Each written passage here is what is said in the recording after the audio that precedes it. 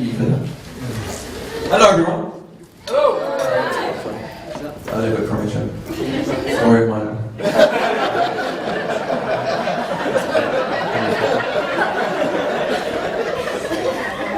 That was just off the cuff, by the way. So, hello, everyone. For those of you who don't know who I am, which is probably no one by now, my name is Chris. I'm James's younger brother, and I am the best man. Thank you very much for that. All I did was describe myself there. It was easy, but thank you. Now, before I get started, because I have got so much to get through in not a lot of time, I would firstly just like to say a huge thank you to James and Claire on behalf of myself, the groomsmen, Fee and Mark, George and Pill, and the beautiful bridesmaids, Heather, Gemma, Rachel, Jennifer and Stephanie. On behalf of us all, thank you so much for making us a part of your special day. It's been an absolute privilege to be involved, and we've treasured every single moment in the lead up to this special, wonderful day. So thank you. And here we are, ladies and gentlemen. I can't quite believe the day has finally arrived. It's been such a long lead up. It's finally here. Claire, you look even more beautiful than I imagined you would. You look absolutely stunning. And I say this for two reasons, ladies and gentlemen. One, because it's of course completely true, of course. And two, I'm hoping that if I compliment Claire today, she might, just for once, laugh at my jokes. And not do what she does every time and just ruin and dissect every joke I tell until it's no longer funny and I've died a little inside. See, she's laughing, but really she's thinking, how can you die a little inside? You either die or you don't. That doesn't make any sense. But either way, it doesn't matter because Claire, you look beautiful. And James as well, to be fair, you know, I've got nothing. I'm joking. James, it clearly looks like you've made a clear effort to make it look like you're at least in the same league as Claire today. So, you know, well done, good effort. It didn't work at all, but honestly, good effort. I mean, should we just address the elephant in the room right off the bat, shall we? How on earth did you pull her? It doesn't make any sense, does it? It boggles the mind. I mean, ladies and gentlemen, you may all be thinking, well, you know, maybe he's got a secret weapon. To which I would say, I used to share a bath with this man, trust me, he doesn't. So, I am just as confused as you lot. Now, all good best man speeches should always make mention as to how the best man first met the groom. So, in that spirit of things, James and I met during the 80s. I think I was about 37 minutes old at the time. We hit it off instantly when we realised that we shared a same fondness for the same brand of breast milk. And we haven't looked back since. I also had it on very good word that when I was born and when I was a baby and very young, James was always very good towards me. He always looked out for me. He was never jealous of the attention that I got. He was never cruel and he never bullied me. Not for the first 5 or 6 years of my life, at least, he didn't bully me, but I'll get onto that very soon. And I'll warn you now, ladies and gentlemen, I've got a lot to get off my chest. So everyone get comfy, okay? Security, lock the doors. Please, lock the doors. But it's true. I mean, when I was very young, the only thing James could be found of being guilty of was the food on my plate. Because every time at dinner, he'd often distract me so he could steal something off my plate. Like a chip, or a sausage, or a fish finger. See, you laugh, but I actually came dangerously close to anorexia as a kid.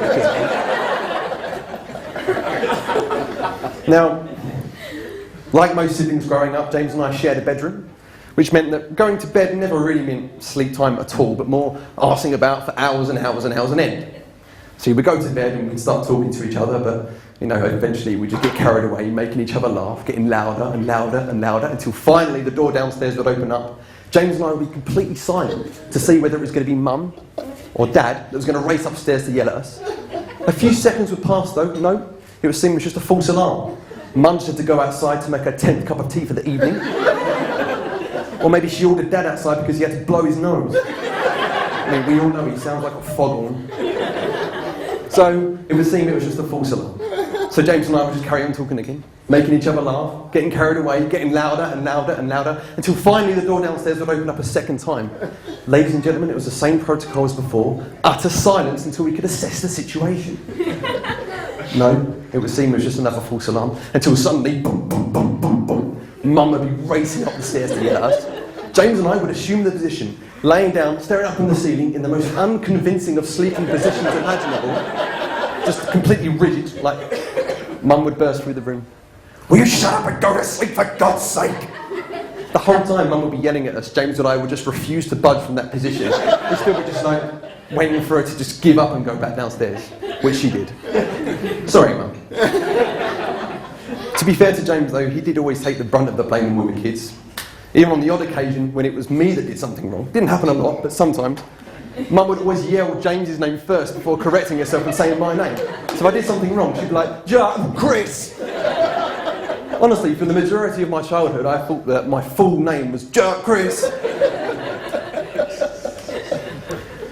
Now, as James already made mention to, we both share a deep love for Doctor Who. We love Doctor Who. And to this day, we still play this game of who can come up with the most obscure random quote from the show just to make us laugh. We absolutely love it. Claire and Maria have actually threatened to leave us over it on multiple occasions, but we find it hilarious. James actually took his love for the show a step further when we were kids. Do you remember writing your own Doctor Who movie screenplay? Casting yourself as the Doctor and other friends and family as other characters, some of who are in this room today. Jen and Sam. Because I do. Bless him. Unfortunately, James's script was never picked up by any of the major movie studios, but keep the faith, mate, I'm sure Spielberg will be on the phone any day now. It was Dad, by the way, who got us into Doctor Who, one of the many great things that he passed down to us, along with some solid life advice, such as, son, if a job's worth doing, it's worth doing properly, and that includes wiping your ass. Thanks, Dad.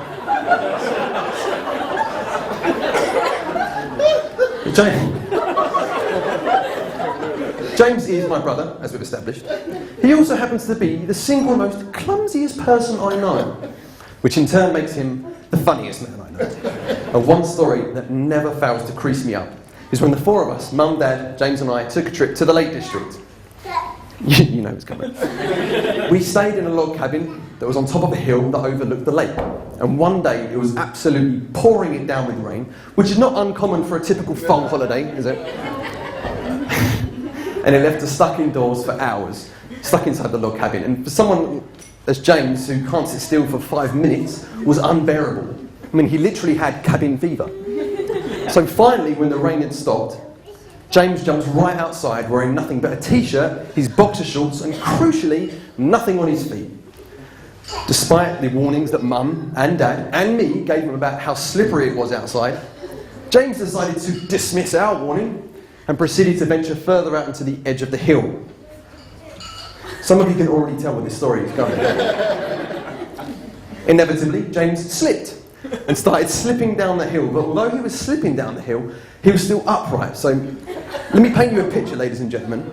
He was slipping down the hill, but he still managed to stay on his feet. So it was like he was skiing down the hill on his bare feet. And he was gaining faster and faster momentum as he was heading towards the lake. So, with sheer panic stricken across James's face, he did the only thing he felt he could do at the time, and performed what can only be described as a running seat drop into the lake. This happened about 13 years ago, and to this day, I don't think I've ever laughed as hard as I did that day. The funniest thing was that the lake was only about 3 feet deep. So afterwards, James just sat there in the lake wondering how he got himself into this position. All he needed was just a fish flapping around on top of his head, and that would have been it. Now that story might make it sound like James is a bit, well, stupid. But he's not stupid. He's just incompetent and very lazy. He also happens to be a jammy git. Regardless of whatever situation he finds himself in, he always manages to find a way to land on his feet. Apart from that last story, that time he landed right on his arse. But most of the time he lands on his feet. Case in point, back in school, he along with the rest of his class were given the project to do on World War I. The class had the entire month to do the project. James, being James, decided not to start the project until the night before it was due in. So in typical James fashion, he just kind of cobbles everything together at the last minute, putting together random texts and illustrations, not really giving a toss, cutting corners the whole way, finishing in about 20 minutes and going, nah, that'll do. Hands it in the next day, at the last minute, all casually and like, what does he get for it? A B. A B. He got a grade B for that. 2 years later, right? 2 years later, I'm given the same project again. And I thought to myself, I'm going to learn from my idiot brother's mistake. I'm going to do this thing properly. I'm going to do it by the book. I'm going to take my time, do my best. And I did. I was really proud of the work that I put in. Did a lot of research into it. I took my time. I did my absolute best. I really did the subject matter proud. Finished the project ahead of schedule, handed it in ahead of schedule to the same teacher that James did 2 years prior. What did I get? A C. A C. I mean, I might as well just copied his part of shite. Unbelievable. James did get unstuck once at school though. One day, in an effort to look cool in front of his peers, James decided to bring a stink bomb into school. Now, he had no intention of letting the stink bomb off, of course. He was never that brave. He just wanted to show it off a bit to his mates, like he was some kind of black market military arms dealer or something. But as we've established, James is clumsy. So, later on that day, during French class, whilst everyone is working silently from their textbooks, James turns round to his mate behind him, all cocky and that, and goes, "Oi, mate." "Oi, mate, I've got a stink bomb." Smash! The stink bomb slipped out of his hand and smashed on the floor. Now luckily, no one had heard it, but in about 10 seconds, everyone was going to smell it. Sure enough, 10 seconds later, James's French teacher, Mr. Michelin, perks his head up from his desk. Is this ghastly smell? I kid you not, no word of a lie, they had to evacuate the entire classroom. To be fair to James, he did man up later and confess to Mr. Michelin that it was him, but it was an accident. And I happen to have the very letter that the school sent to Mum and Dad on the situation in question. And I quote, dated 3rd of March 1999, "Mr. and Mrs. Fole, this letter is to inform you that James let off a quote-unquote stink bomb in school yesterday. His behaviour is unacceptable, and I have warned him not to do this kind of thing again. Perhaps you would remind him that this sort of behaviour will not be tolerated, as this incident was very unpleasant for other staff and students who were nearby at the time. Yours sincerely, Mrs. Patient." Good effort, mate. Why did you put it in the photo album? Easy access, easy access. For this very moment, mate. Now, another love that James and I both share, much to Mum and Dad's absolute joy, is wrestling. We love wrestling. We've watched it for nearly 20 years. We even went all the way to Texas for WrestleMania 25 back in 2009, just about a week or so before Claire and James got together. We've also been known to, on occasion, wrestle each other. In the living room, we've wrecked a sofa or two. In the bedroom, we've wrecked a bed or two, or three. One time, James's bed was so wrecked that all of the wooden slats underneath the mattress had snapped. So whenever he laid on it, it just got folded up like a book. We wrestled in the garden to the utter bewilderment of our lovely and, come to think of it, extremely tolerant neighbours. And on one particular evening, ladies and gentlemen, we wrestled in the hallway. Now, the following story is what we refer to now as just the incident. James and I were wrestling out in the hallway. Dad comes in, "Pack it in." We ignore him and carry on. Dad comes out a second time, "Pack it in." We ignore him and carry on. To be fair though, I mean, it was an incredible match we were having. The imaginary crowd were going wild. Then I got a little overzealous, perhaps, and I pushed James as hard as I could into the front door. So much so that his elbow went right through the plate glass window. Blood everywhere. Now Dad has never been an angry man. But on that night, when that happened, the air was blue. He went, for lack of a better term, ape shit. James had to get stitched up. He had about 6 or 7 stitches in his elbow, as you can see right there. It's all true, ladies and gentlemen. Dad had to drive him up to A&E at about midnight, and he was effing and blinding the entire way up there and the entire way back. Sorry, Dad. Now, that story might make it sound like, I'm the abusive one. That along with the other time when I broke James's collarbone will make it sound like I'm quite violent. I didn't tell you that story, did I? Okay. Alright, so yes, one night James and I were playing football out in the garden, and yes, I performed a fairly horrific football tackle on him, and yes, he landed awkwardly in his shoulder and he broke his collarbone. But I maintain that I was the victim in that situation. Hear me out, hear me out. James is, and always has been, annoyingly better at football than me. And he wouldn't give me the ball back. I kept trying to get the ball, he kept dodging it around me. He'd already nutmegged me twice, he made me out to look a fool. So as far as I'm concerned, I had no choice in the situation. But this story does have a happy ending, because in the end, I got the ball. So, redemption. Yeah.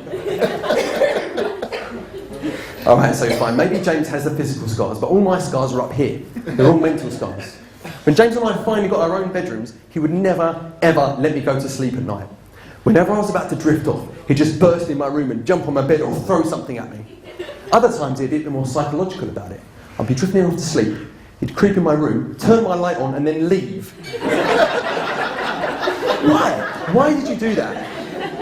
It takes a toll on a man's psyche. And then eventually when he got bored of annoying me for the evening, he'd just go back into his own bedroom and start playing his electric guitar with the amplifier on. And then I'd go in there, tell him to turn it down, and he'd act like I was the unreasonable one. See, I'm not joking about the mental scars. Now, despite that story, James transitioned into his teenage years. I think Mum, Dad and I can agree he transitioned into his teenage years very well. He was kind, generous, loving, always put others first. He'd often share his latest poetry that he'd written for the family, and we were never without a hug. Of course, what I'm saying is nonsense. James was one of the most unbearable teenagers to ever be around. That's not subjective, that is pure fact. He made Harry Enfield's Kevin the Teenager look like the Dalai frickin' Lama. Always walking around with attitude, giving Mum and Dad attitude, walking around with a chip on his shoulder like he was some kind of misunderstood artist. And he had a permanent scowl on his face that lasted about 4 years and it looked a bit like this. Just with utter contempt in his face. I think I'm bringing back bad memories to Mum and Dad now. James would say to me about Mum, he'd say, God, I wish she'd just leave me alone. Mum would perk her head round the door. Who's she, a cat's mother? It wasn't really until James met Claire that he became a decent human being again, to be honest. And I credit Claire 100% for that. She takes no nonsense from James whatsoever, and to this day rules with an iron fist. But I think that's exactly what James needs. They always put each other first, and they do make a fantastic team. And a lot of the time, people will joke to the groom on his wedding day to say, well, from now on, what the wife says goes, and you'll never be in the right again. But James and Claire have adopted that dynamic since the day they met. So it will be business as usual for James. But despite that, they do make an incredible team, and they do put the other person first all the time. A prime example of this was about 1.5 years ago when they had one of their legendary house parties. On this particular house party, James got completely obliterated with alcohol. So drunk, right? So much so that he couldn't even walk in a straight line or even form a coherent sentence. It was a mess. He puts it down to him bashing his head earlier in the night and getting a concussion. When everyone else just knows he's a complete lightweight. I think he had about one of Maria's vodka jelly shots and that was about it. But he was so drunk. So Claire, bless her, Claire sacrificed her own good time at the party, dragged James upstairs whilst he was throwing up, helped him undress, started cleaning up all the patches of puke that he left on the carpet and up the walls. James is now completely naked, crawling towards the bathroom. The party is still going on full swing downstairs, by the way, ladies and gentlemen. Claire's finishing up cleaning up all this puke. James is on all fours, crawling towards the bathroom. Claire's finishing up. James props himself up against the bath, bollock naked, covered in his own sick. Claire just walks into the bathroom, and all James can say to her is, "Don't let the others see me like this."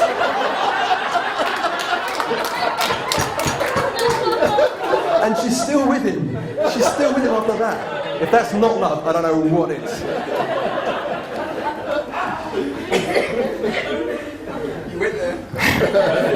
It's not over yet, my friend. One more story. So being James's best man afforded me the opportunity to organise his stag do to Marbella. And it was absolutely brilliant. We loved it. And I really, really loved the opportunity of getting to break James down piece by piece along the way. Before I go on, just a quick shout out to Claire's hen do, which, as I understand, went brilliantly. But the stag do was just such a laugh. 10 of us went to Marbella. It was one of the best trips ever. Some of the things that we did off the top of my head were make James wear a helicopter hat all the way from the airport to the villa. That's a hat with a propeller going around on it. I made everyone t-shirts to wear with James's face on it, with the word Bender going across his forehead. I bought a leek from a shop. What will I do next? As James mentioned, we made him dress up as Lady Penelope whilst the rest of us are Thunderbirds. I think the majority have seen that on social media. Very proud of that one. And on the last night, it being a stag do, as is tradition, we went to a strip bar. Now, James has never really been one for strip bars. But luckily, I managed to organise and negotiate this kind of pre-packaged deal for this particular strip bar, which included a 2-girl stage show in the middle of the club. I thought, brilliant! How generous of them. Very sporting. So this stage show starts happening with these 2 strippers, right? About 10 seconds in, though, they drag James right up onto the stage with them. They then strip him down, shackle his hands up against the pole, expose his bare arse for everyone in the club to see. It was then at this point where one of them asks if they can borrow someone's belt, which I immediately granted them with. They then took the belt and then proceeded to whip the absolute bejesus out of James. I mean, I'm not joking, they really gave him hell. I mean, they were Eastern European, I think they were angry about Brexit or something. All topical comedy. But honestly, they were really, really going to town on him. After that, they unshackle his hands, push him down onto his hands and knees. James has got this growing expression of fear going across his face because he doesn't know what they're going to do next to him. They then take my belt, put it around his neck like a leash, push him down on all fours, and then proceed to ride him around the stage like a dog. We're all cracking up at this point, right? All of that. They then drag James up to us. and then they say to him, "Bark like a dog to your friends. Bark like a dog to your friends." And James, with this pure face of desperation across his face, just looks at us all and goes, "Woof."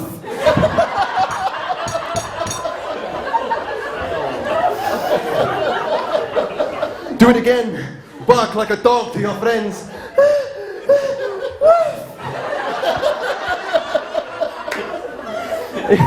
Even though it was me that directly forced him into that situation, I still just looked at him and I was like, "You're pathetic, man." Well, I think I've probably embarrassed James enough for one evening.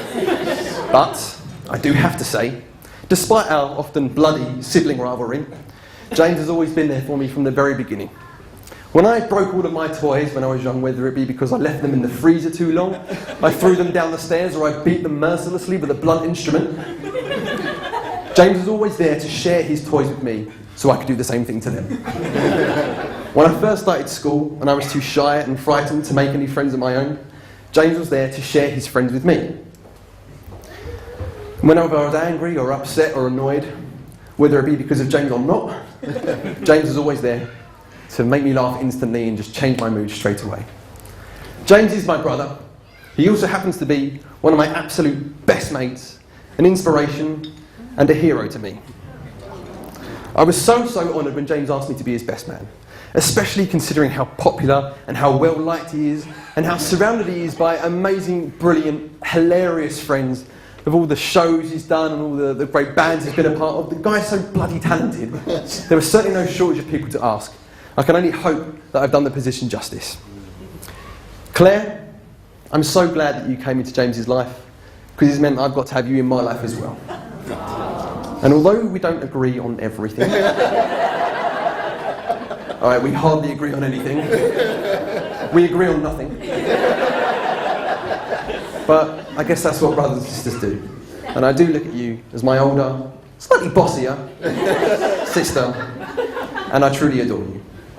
James, I don't think Mum, Dad or I could be any prouder of the man that you've become. And that is in no small part to Claire constantly refining you to becoming a fully functioning human being. We love you both. I love you both. Everyone here is so happy for you and so excited to see you take the next step in your beautiful journey together.